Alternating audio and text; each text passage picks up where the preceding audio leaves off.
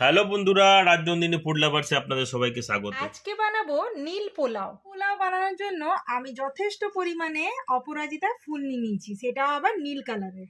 আর নিয়েছি বাদশাভোগ চাল। এখানে নিয়ে নিয়েছি কাজু, কিশমিশ, গোটা গরম মশলা, স্বাদ মতো নুন।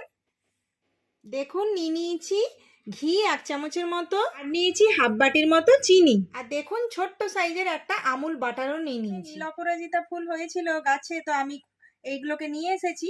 আর প্রত্যেকটা আমি ভালো করে ধুয়ে নিয়েছি। তারপরেও কিছু পরিষ্কার করার কিছু নেই, কিন্তু এই যে সবুজ যে বোটাটা দেখা যাচ্ছে না, এই বোটাটা আলতো করে এইভাবে ছাড়িয়ে নেব।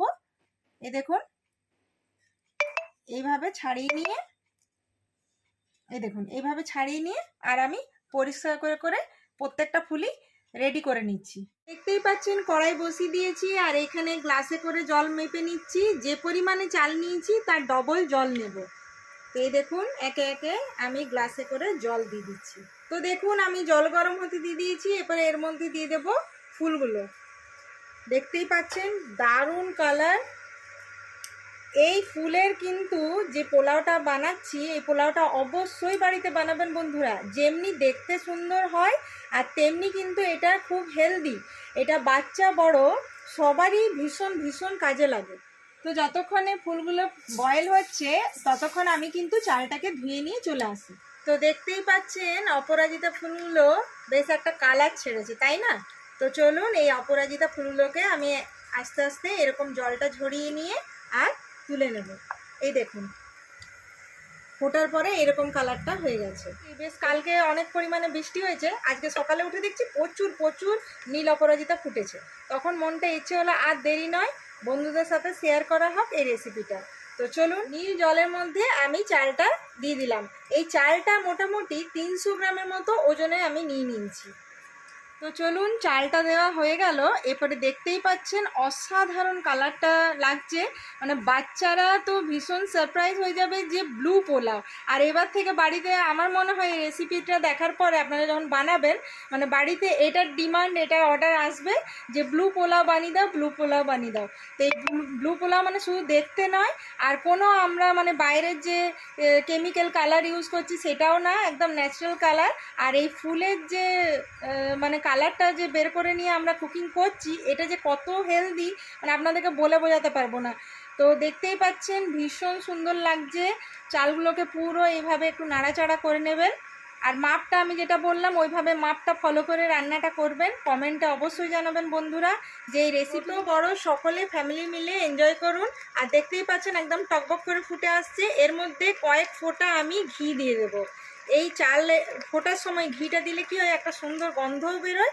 আর চালের যে মানে প্রত্যেকটা চাল যে চিটে চিটে স্টিকি হয়ে যায় সেটাও হবে না, একটা বেশ দারুণ ভেতরে ভেতরে একটা ঝরঝরে ব্যাপার থাকবে, কারণ পোলাও তো।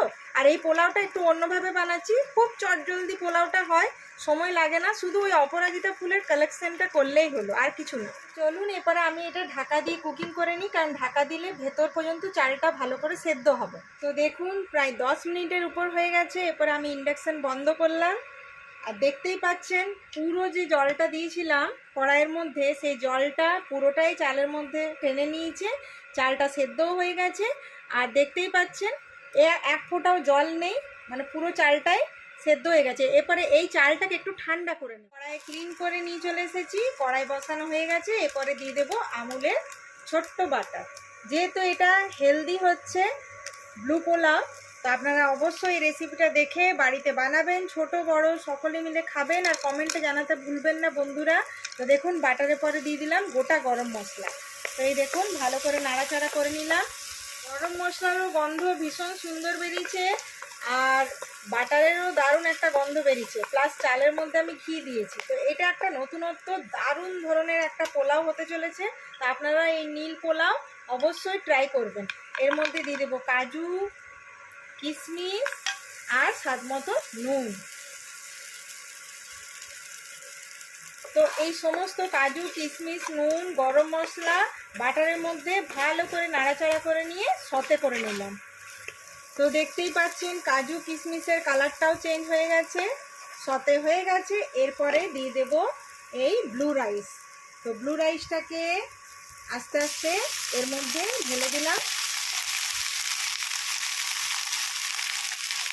এরপর চলুন এই রাইসটা দেওয়ার পরে একটু ভালো করে নাড়াচাড়া করে নিয়ে বেশ বাটার, তারপরে গোটা গরম মশলা, কাজু কিশমিশকে ভালো করে উপর নিচ করে নাড়াচাড়া করে নিয়ে মিশিয়ে নেব। এরপরে দেখুন নাড়াচাড়া করা হয়ে গেছে, এর মধ্যে আমি দিয়ে দেব চিনি।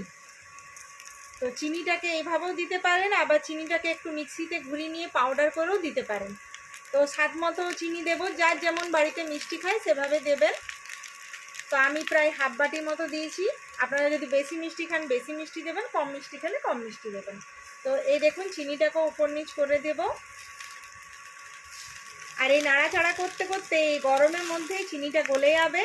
আর পোলাও যেমন একদম ঝরঝরে হয় একটু ঠান্ডা হওয়ার পরে, সেই রকমই নীল পোলাও তৈরি হয়ে যাবে। তো দেখতে দেখতে দেখতে পেলেন বন্ধুরা কত চটজলদি নীল পোলাও তৈরি হয়ে গেল। তো আর দেরি নয়, অবশ্যই বাড়িতে বানাবেন এই রেসিপি দেখে, আর কমেন্টে জানাবেন বন্ধুরা যে কেমন লাগলো এই নীল পোলাও। তাহলে এবার প্লেট সাজানোর পালা। তো চলুন এইদিকে নীল পোলাও রেডি। নীল পোলাও দেখে নিই, এই দেখুন কি সুন্দর ঝরঝরে হয়েছে পোলাও, আপনারা দেখতেই পাচ্ছেন।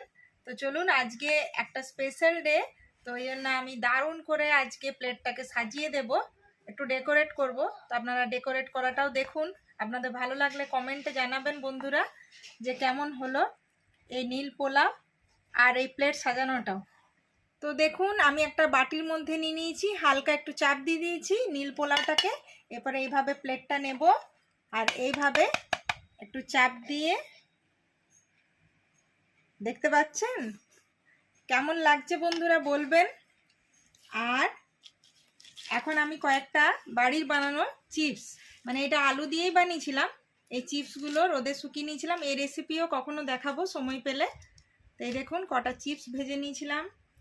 আর যেহেতু যেটার জন্য আমি আজ এটা পেয়েছি, তো সেই জন্য এই নীল অপরাজিতাকে ভুলি কি করে। তো নীল অপরাজিতা থাক এখানে। এই দেখুন একটু কাজু দিয়ে ডেকোরেট করলাম, পাশে দিলাম চিংড়ি মাছের মালাইকারি। চিংড়ি মাছের মালাইকারিটা আমি আগেই বানিয়ে নিয়েছিলাম।